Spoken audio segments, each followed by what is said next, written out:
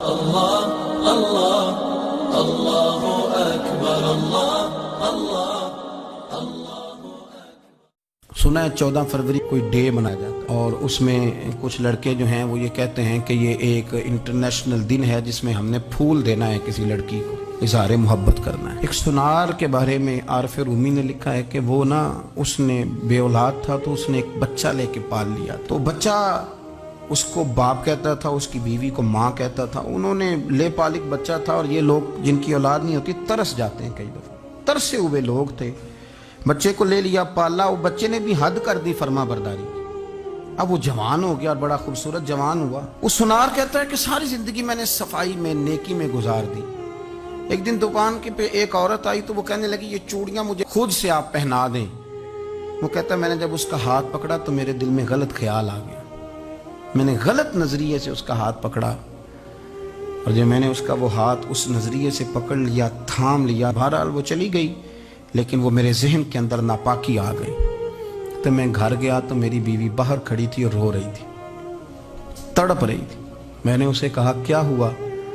تو وہ کہنے لگی کہ بچہ ساری زندگی فرما بردار رہا، میں نے ماں بن کے پالا، پر آج اس نے غلط ذہن سے میرا ہاتھ پکڑ لیا ہے، اور میں تڑپ گئی ہوں، ٹوٹ گئی ہوں کہ یہ اگرچہ لے پالک تھا، کسی کا تھا، پر میں نے تو پتر سمجھ کے پالا تھا، یہ کیا ہوا؟ وہ کہتا میری چیخ نکل گئی، تو میں نے اسے کہا کہ یہ اس کی غلطی نہیں، یہ میری غلطی ہے۔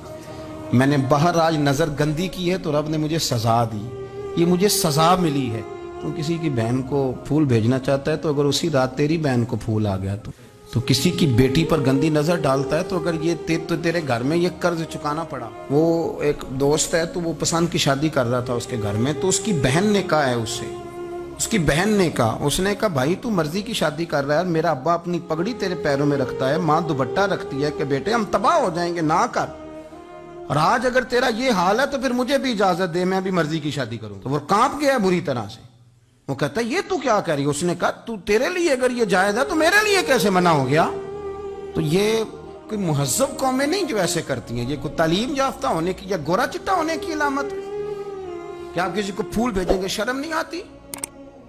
مہذب قوم اور شریف لوگ کون ہوتے ہیں؟ میرے نبی کریم علیہ السلام نے فرمایا الحیاء من الایمان، حیا تو ایمان کا حصہ ہے، اگر تیری نظر زیادہ جھکی ہوئی ہے تو زیادہ حیا والا ہے۔ اس لیے یہ کوئی گند مند کسی جگہ بھی کسی شخص کو کرنے کی اجازت نہیں، ورنہ یاد رکھیں اس لیے کہ جب آپ کے گھر میں بہو بیٹیاں ہیں، بہنیں ہیں، پھر بھی آپ یہ ذوق بنائیں تو پھر پتہ نہیں کیا سوچتی ہے دنیا، کہاں رکیں گے۔ اس لیے یہ ساری رسومات ان لوگوں کی ہیں جو بے حیائی کو پروموٹ کرتے ہیں، اور پھر طرح طرح کے وائرس ان کی زندگیوں میں آتے ہیں، پھر ان کی لاشوں سے تعفن نکلتا ہے، تعفن، اور پھر یہ حال ہوتا ہے کہ وہ دفنانے کے نہیں جلائے جانے کے قابل ہو۔ اللہ سے ڈرے، اللہ ہمارے حال پہ رحم فرمائے۔